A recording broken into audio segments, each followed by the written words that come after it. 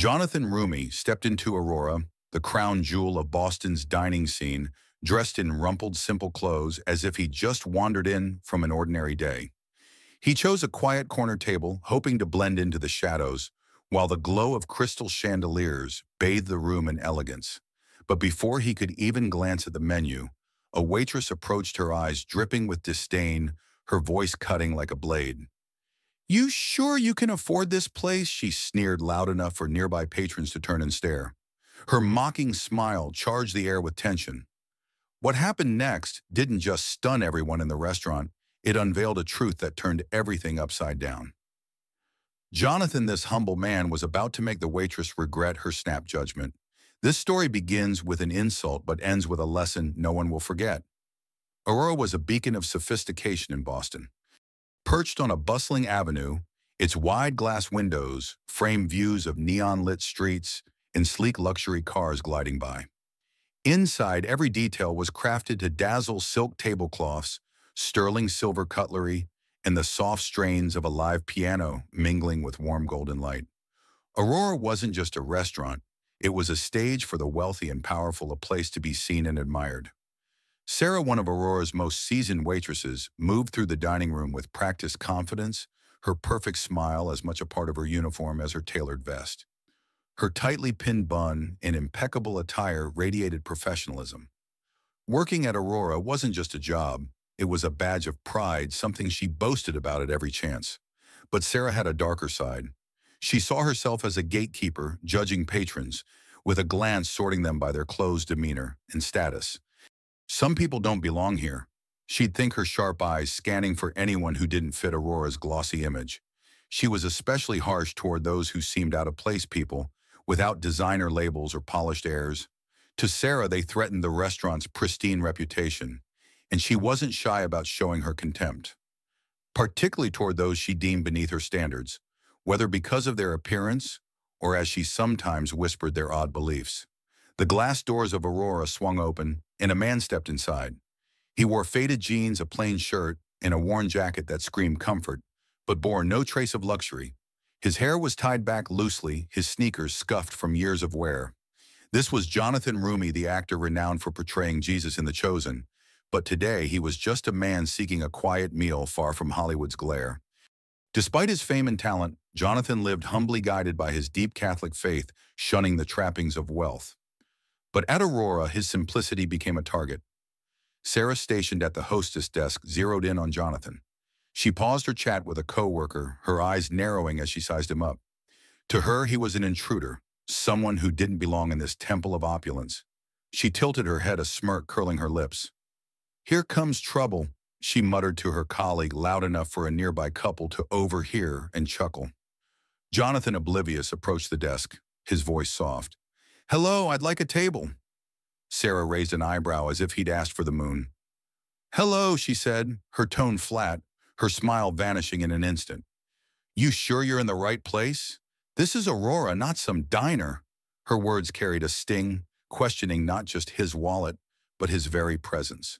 A few patrons glanced over, their eyes glinting with curiosity and amusement. Jonathan offered a gentle smile, unshaken. "Yes, I'd like to eat here," he said, his voice steady. Sarah crossed her arms, her fake smile returning, but her eyes were ice cold. "Fine, but I'll need to check if we have tables." "You know we require reservations, right?" She turned away, striding to the hostess office with exaggerated purpose, dragging out the moment. There she typed his name into the system, knowing full well it wouldn't appear. She shook her head, muttering, "Figures." Returning, she fixed him with a triumphant glare. "As I thought, no reservation," she said, her voice laced with mockery. "Lucky for you, we have a few open tables. But just so we're clear, this isn't a casual spot, got it?" Jonathan kept his smile, his tone calm but firm. "I understand. I'd like to dine." Sarah sighed dramatically, as if granting him a favor she resented. She grabbed a menu and led him through the dining room at a brisk pace, not bothering to check if he followed. Instead of seating him in the vibrant center where chandeliers cast a golden glow and the piano's notes rang clear, she took him to the dimmest corner near the kitchen door.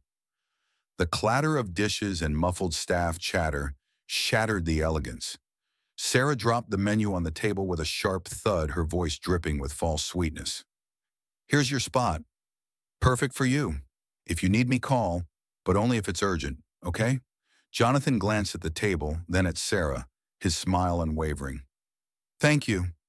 This should be interesting, he said, his tone free of bitterness. Sarah shot him a glare, muttering as she walked away loud enough for a nearby couple to catch. He won't last 10 minutes. Bet he bolts when he sees the prices. She smirked, certain he'd crumble soon.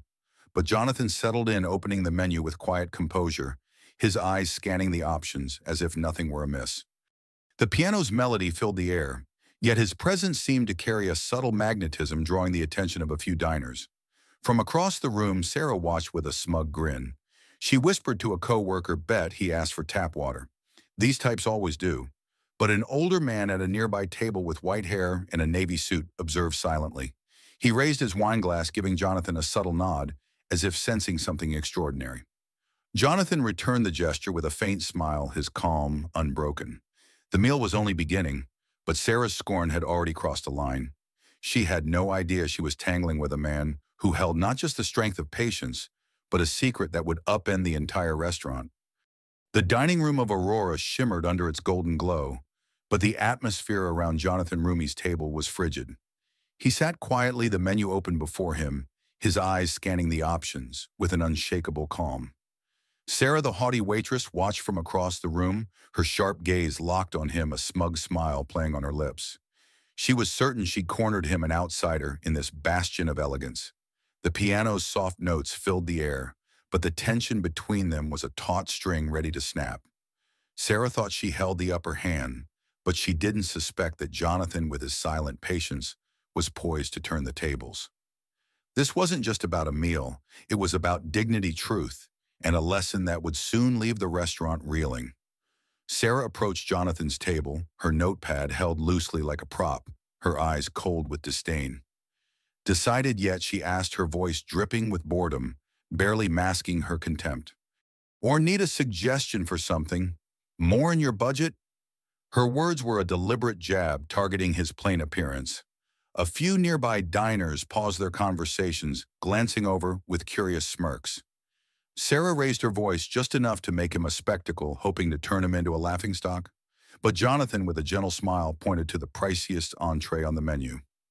I'll try this one, he said, his tone steady. Sarah let out a sharp laugh, covering her mouth as if stifling a snide remark. Oh, the Wagyu beef with truffle sauce, she said, her voice thick with mockery. That's $400, you know. Not exactly for everyone. She tilted her head, her eyes probing, waiting for him to falter. But Jonathan nodded, unfazed. Sounds great. I'll have that. Sarah's smile twisted, caught off guard. Fine, she said, her sweetness forced. But just so we're clear, we don't do surprises when the bill comes. You sure? Jonathan met her gaze, his eyes unwavering. I'm sure. His confidence unsettled her, but Sarah quickly regained her scornful edge. She scribbled the order with an exaggerated flourish, then sighed as if humoring a fool. All right, she said, her tone icy. But fair warning, our chef crafts this dish for people who actually understand fine dining. Hope you don't disappoint him. She spun on her heel but paused, lowering her voice just for him. And by the way, the minimum tip here is 20%. Don't forget. Jonathan only smiled, offering no retort, as if her barbs were mere whispers in the wind. When the appetizer arrived, Sarah made a point of slamming the plate down, letting it skid slightly across the table. Your starter, she said, her fake smile blazing. Hope you know how to eat it. This isn't for just anyone. She crossed her arms, waiting for a flinch, a sign of unease.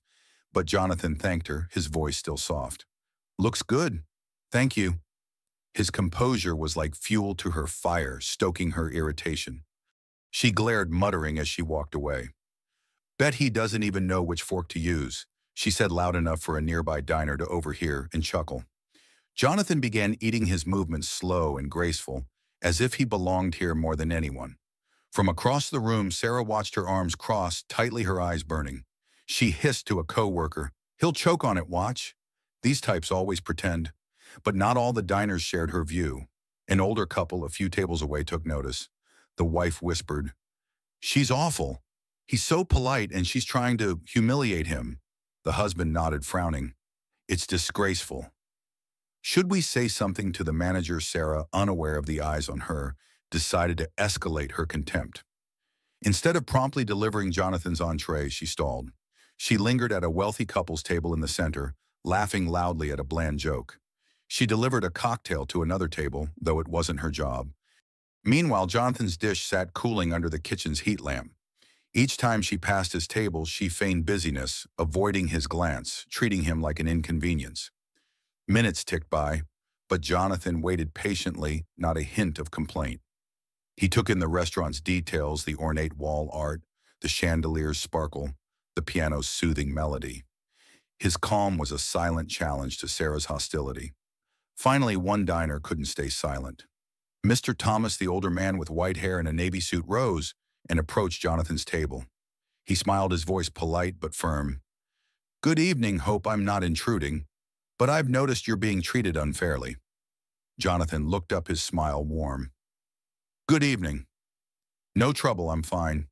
Mr. Thomas chuckled softly, leaning closer. "I know, but not everyone could stay so composed. Your patience is a lesson in itself." Before Jonathan could reply, Sarah swooped in, cutting them off. "Sir, can I help you?" she asked, her voice sugary but edged with authority. "I'd hate for you to bother our guest."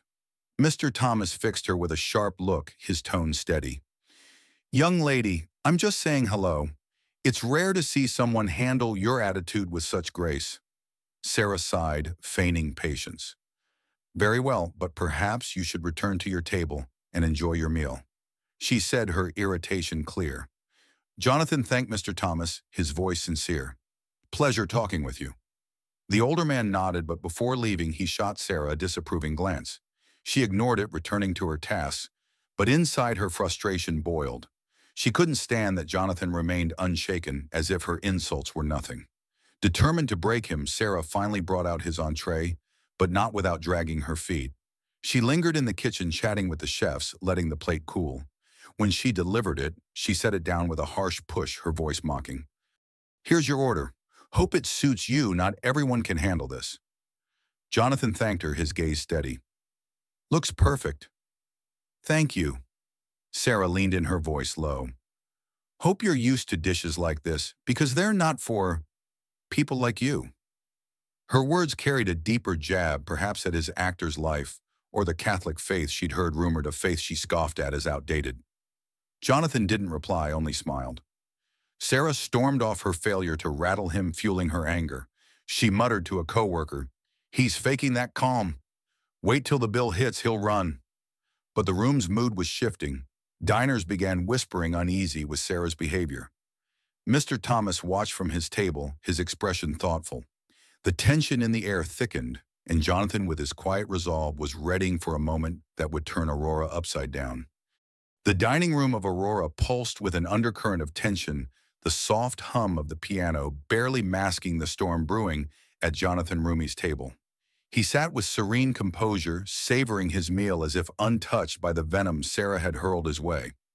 Across the room, Sarah's eyes burned with frustration, her arms crossed, as she whispered snide remarks to a coworker, convinced she'd soon break this nobody who dared to sit so calmly in her domain. The other diners, once distracted by their own conversations, were now drawn to the unfolding drama, their whispers growing louder, their glances sharper. Sarah thought she was winning, humiliating a man she deemed unworthy of Aurora's elegance. But she was about to learn that her cruelty had targeted the wrong person, a man whose quiet strength held a secret that would unravel her world. Sarah returned to Jonathan's table, her notepad clutched tightly, her smile a thin veneer over her contempt. "How's the dish?" she asked, her voice laced with mockery. "Meeting your standards." She leaned in slightly, her eyes daring him to complain, to give her an excuse to escalate. A nearby couple exchanged uneasy glances, their forks paused midair. Sarah's tone carried a deeper jab, not just at his appearance, but at the rumors she'd heard his role as Jesus in some religious show, his Catholic faith, which she dismissed as backward in Boston's elite circles. "Not everyone gets these flavors," she added, her smirk suggesting he was out of his depth. Jonathan looked up, his expression calm but piercing. "It's excellent," he said, his voice steady. "Please thank the chefs, they've outdone themselves." His sincerity caught her off guard, and for a moment her smirk faltered. But she recovered quickly, rolling her eyes. "Glad you think so," she said, her sarcasm thick. "Most people who order this actually know what they're eating. Hope you're not just pretending." She turned away, muttering loudly enough for nearby diners to hear, "He'll be gone before dessert." These types always are. A young woman at an adjacent table gasped, softly whispering to her companion, "She's relentless. He's done nothing wrong." Sarah's hostility didn't go unnoticed. Mr. Thomas, the older man in the navy suit, sipped his wine, his eyes narrowing as he watched her. The couple who'd overheard her earlier remarks grew more vocal, the wife saying, "This is outrageous. Someone needs to stop her." But Sarah, emboldened by the lack of intervention, decided to push further. When Jonathan ordered a coffee, she made a show of it, raising her voice as she spoke to a co-worker near his table. "Coffee for the guy in the thrift store clothes," she said, laughing. "Bet he thinks this place is a charity." The words stung, not just for their cruelty, but for their implication that Jonathan, with his humble demeanor and rumored faith, was somehow lesser a fraud in this world of wealth. The room's mood shifted. A well-dressed woman 2 tables away murmured to her husband, "She's targeting him because he doesn't flaunt money, or maybe because of that Jesus roll. It's disgusting."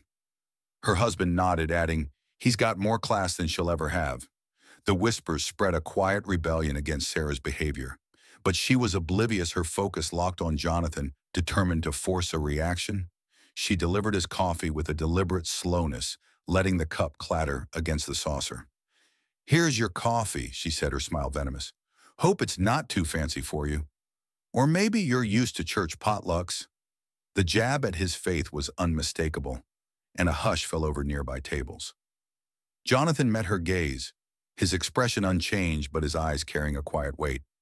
"Thank you," he said, his voice soft but resolute. "It's perfect."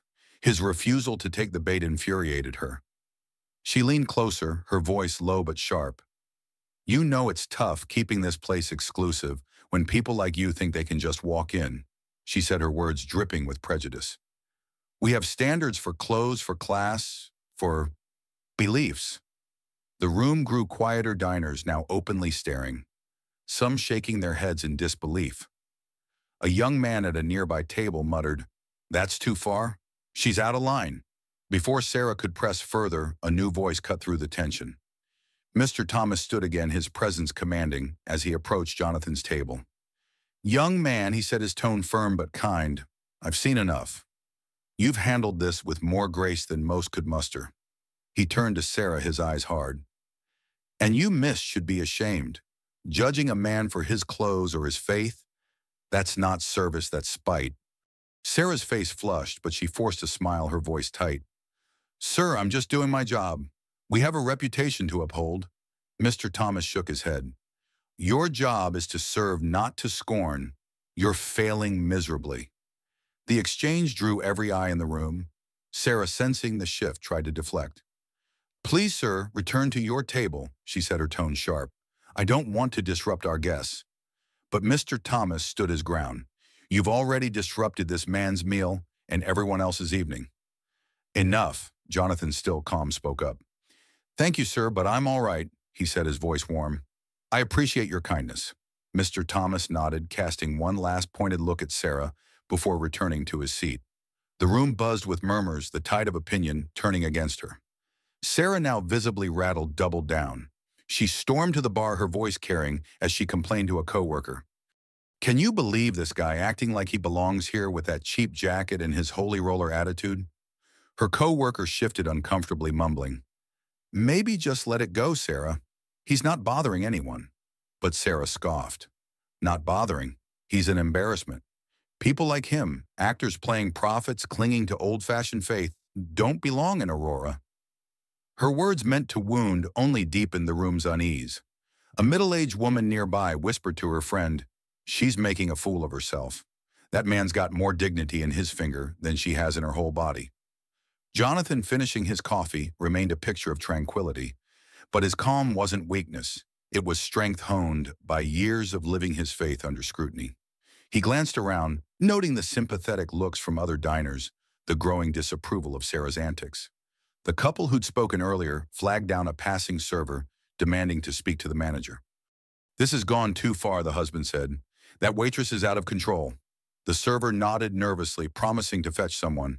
Sarah, unaware of the brewing storm, made one final attempt to break Jonathan. She returned to his table, her voice loud enough to carry. "Need anything else?" she asked, her smile a mockery. "Or are you ready to wrap this up? I'm sure you've got prayers to get to." The jab at his faith drew gasps from nearby tables. Jonathan looked at her, his gaze steady, and spoke for the first time with a hint of steel. "Could you clarify what you mean by that?" he asked, his voice calm but commanding. Sarah faltered, a nervous laugh escaping her. "Oh, come on, don't play innocent," she said, trying to regain control. "You know your type, the Bible-thumping actor-preacher vibe. It's not exactly Aurora's crowd." The room went silent, every diner now focused on the confrontation. Sarah, mistaking their attention for support, pressed on. "We cater to a certain clientele, people with real status, not wannabe saints." Her words hung in the air, a damning display of her prejudice. Before she could say more, a new figure emerged from the back of the restaurant.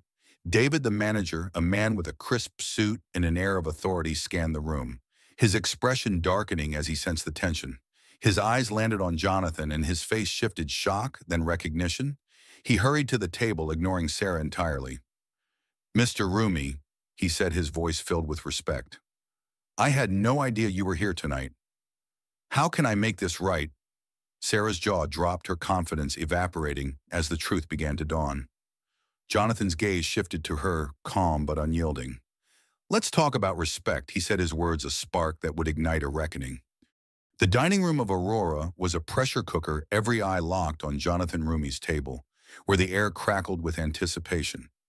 David, the manager, stood beside Jonathan, his face a mix of shock and deference, having just addressed him as Mr. Roumie, with a respect that stunned the room. Sarah, the waitress whose venomous prejudice had fueled the evening's drama, froze, her smirk evaporating as the ground shifted beneath her. The soft hum of the piano was drowned out by the collective hush of diners, their whispers now silent, waiting for the next move. Jonathan, calm as ever, his Bible-worn hands resting on the table, fixed Sarah with a steady gaze that held no malice, only truth. What she'd dismissed as a nobody was about to unravel her world, and the revelation would leave Aurora forever changed. Sarah's face drained of color, her hands trembling as she stammered, "Mr. Roumie, what's going on?" Her voice, once sharp with scorn, was now a fragile thread, her confidence crumbling under David's glare and Jonathan's quiet authority. The manager, ignoring her, leaned toward Jonathan, his tone urgent but respectful. "Sir, I'm deeply sorry for any oversight. I wasn't informed of your visit tonight. Please, how can we make this right?" The words hit the room like a thunderclap, and murmurs rippled through the diners. A young woman whispered to her date, "Did he just say, 'Sir, who is this guy?'" Jonathan raised a hand, his gesture gentle but commanding silence. "Thank you, David," he said, his voice steady. "I'm fine, but I'd like to address something with your staff, if that's all right." His eyes shifted to Sarah, who shrank under his gaze, her earlier bravado replaced by dawning dread. David's expression hardened as he turned to her, his voice low but cutting. "Sarah, what did you do?" She opened her mouth, but no words came, her mind racing to piece together her misstep. The couple who'd complained earlier leaned forward, the wife muttering, "She's about to find out she picked the wrong fight." Jonathan stood, his presence filling the room despite his simple jeans and scuffed sneakers.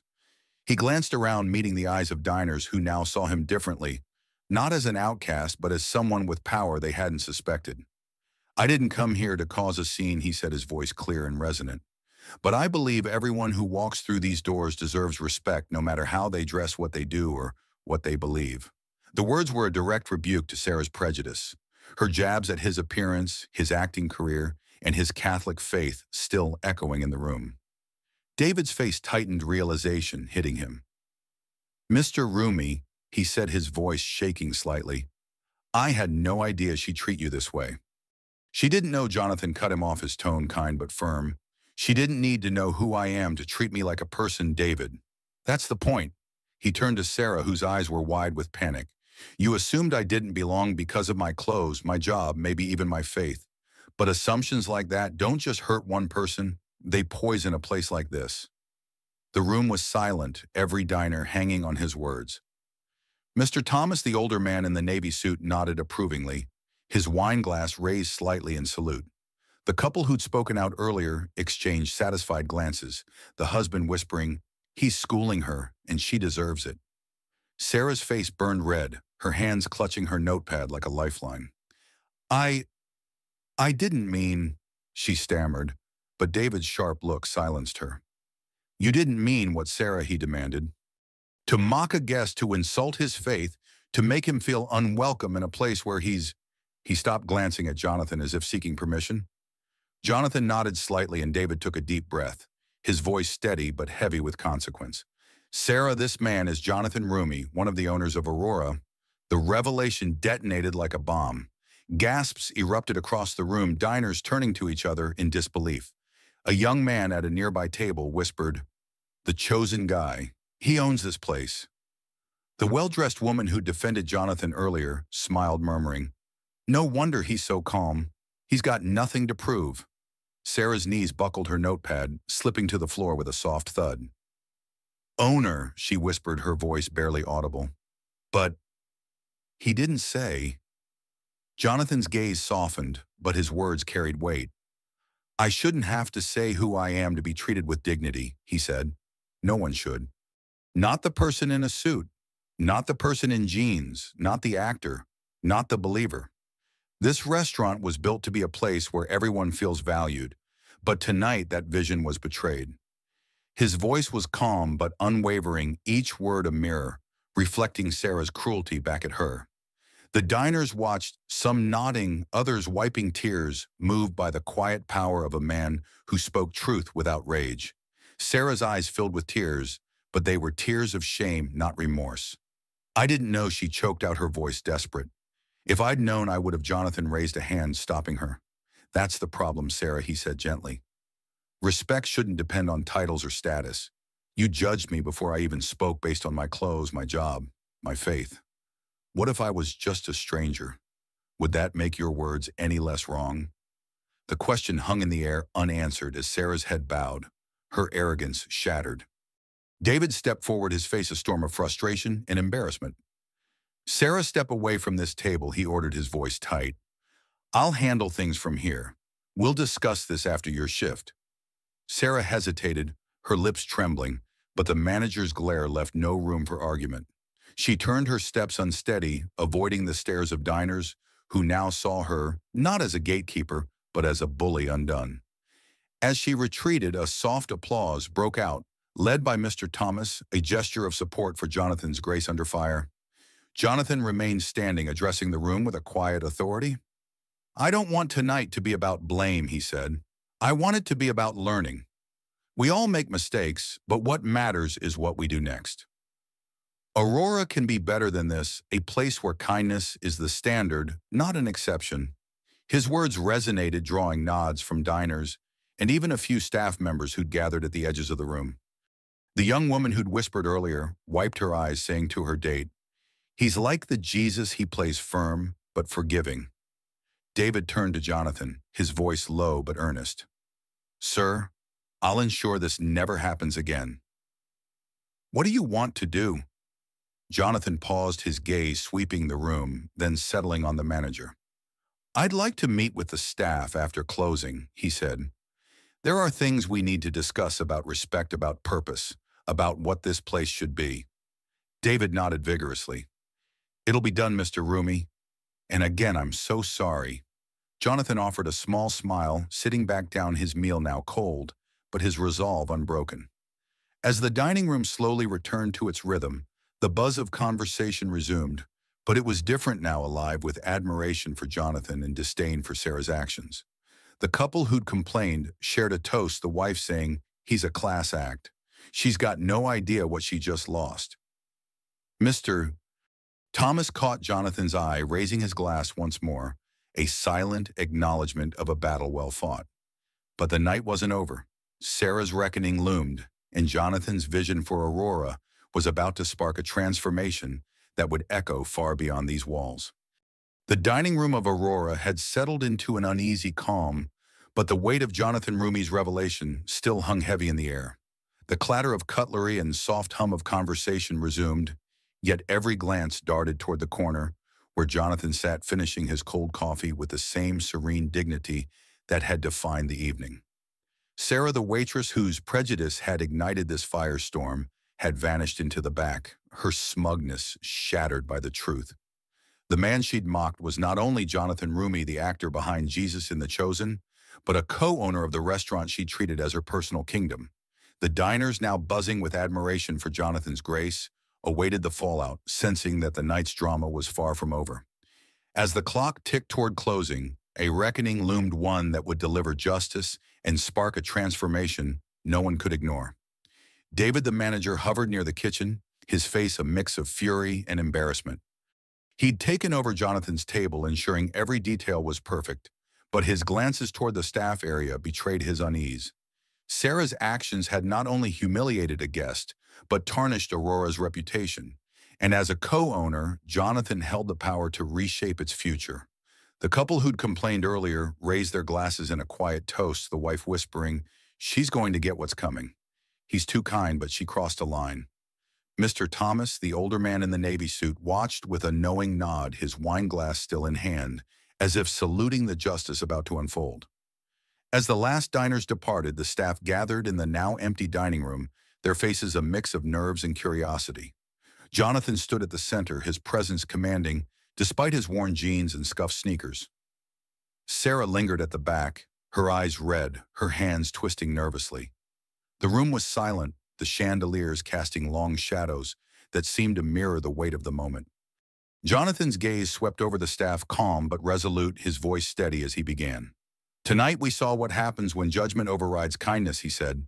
"This restaurant was meant to be a place where everyone feels valued, but that vision was broken. We're here to fix it." The staff listened, some nodding, others glancing at Sarah, who shrank further into the shadows. Jonathan's tone softened, but his words carried purpose. "We all make mistakes, but what defines us is how we respond. Aurora can be a place of second chances, but only if we choose to see the humanity in every person who walks through these doors." He paused, his eyes finding Sarah, who flinched under his gaze. "Sarah," he said, his voice gentle but firm. "What happened tonight wasn't just a mistake. It was a choice to judge, to mock, to exclude, based on appearance, profession, and faith. That choice hurt more than just me." Sarah's tears spilled over, but her voice was defiant, a last gasp of pride. "I didn't know who you were," she choked out. "If I'd known you owned the place, I'd never." Jonathan raised a hand, his expression sorrowful. "That's exactly why it's wrong," he said. "Respect shouldn't hinge on power or status. You didn't just insult me, you dismissed anyone who doesn't fit your idea of worthy. That's not what Aurora stands for." His words struck deep, and the staff shifted uncomfortably, some reflecting on their own silence during Sarah's tirade. David stepped forward, his face stern. "Sarah, your actions tonight were unacceptable," he said, his voice cold. "You violated our core values and disrespected a co-owner. But worse, you shamed a guest for his clothes, his work, and his faith. That's not service, that's cruelty." Sarah's head bowed, her defiance crumbling, but David wasn't finished. "Effective immediately, you're terminated. You'll also be barred from working at any of our partner establishments in Boston." The announcement hit like a gavel, and gasps rippled through the staff. Sarah's face went white, her hands shaking as the reality sank in. But David had more. To ensure this never happens again, he continued. "We're posting a public apology on Aurora's website and social media detailing your behavior without naming you directly. We want our guests to know we stand against prejudice. The decision was a public shaming, a deliberate move to restore trust and signal a new era for Aurora." Sarah sobbed, her voice barely audible. "Please, I'll change," she pleaded. "Give me another chance." Jonathan looked at her, his expression compassionate but unyielding. "Change is possible, Sarah," he said. "But it starts with owning your actions, not just regretting their consequences. I hope you find that path, but it won't be here." The staff watched in stunned silence as Sarah gathered her things, her steps faltering under the weight of her disgrace. As she exited through the back door, the room exhaled, the tension giving way to a somber resolve. Jonathan turned to the remaining staff, his voice warm but urgent. "This isn't about punishment, it's about purpose," he said. "Every person you serve carries a story you can't see. The man in the suit might be broken. The woman in sneakers might be a hero. The believer you mock might be living a truth you don't understand. Kindness isn't a policy. It's a choice that shapes who we are. He stepped closer, his tone reflective. I've played Jesus on screen, but tonight I'm just a man who believes everyone deserves respect. My faith teaches me to see the worth in every soul, and I want Aurora to reflect that. Will you help me? The staff nodded, some tearfully, others with newfound determination. A young server who'd stayed silent during Sarah's attack spoke up. Mr. Roumie, I'm sorry I didn't say anything. I'll do better. Jonathan smiled, his hand on the server's shoulder. That's all I ask, he said. We start now. David addressed the group, his voice firm. Starting tomorrow, we're implementing mandatory training on respect and inclusion. Aurora will also donate a portion of this month's profits to a local charity supporting marginalized communities in Mr. Roumie's name. The announcement drew murmurs of approval, a tangible step toward change. Jonathan nodded, his eyes meeting David's. Thank you, he said. Let's make this place a light for Boston. As the meeting ended, Jonathan stepped outside the cool Boston night wrapping around him. He paused at Aurora's entrance, his gaze lingering on the glowing sign. The evening had been more than a confrontation. It was a call to create a space where dignity reigned. News of the incident spread quickly, with Aurora's apology going viral, praised for its accountability. Diners shared stories of Jonathan's grace, some inspired to visit Aurora to support its new mission. A local paper ran a headline, "Actor-Owner Teaches Boston Restaurant a Lesson in Humility." Sarah's fall was the talk of the city. Barred from Boston's top venues, her reputation in ruins, she faced a long road to redemption. Whispers followed her, former colleagues recounted her cruelty, and job applications were met with rejections. Yet in her quiet moments, Jonathan's words echoed, offering a faint hope that change was possible if she chose it. For Jonathan, life resumed simply back to his modest apartment, his old Honda, his prayers. Letters from fans poured in, many, moved by his stand at Aurora, one writing, "You showed us Jesus in real life, not just on screen." Aurora transformed, becoming a beacon of inclusion, its tables filled with diverse faces, its staff trained to serve with heart. Jonathan's vision took root, proving that kindness could reshape even the most elite spaces. The story of that night became a legend retold by diners, shared online, inspiring countless others to choose respect over judgment. For Jonathan, it was a reminder of his calling, not just to portray Christ, but to live his truth. And for Boston, it was a challenge in a world quick to judge. Choose to be kind, for that choice shapes not just a moment, but a legacy.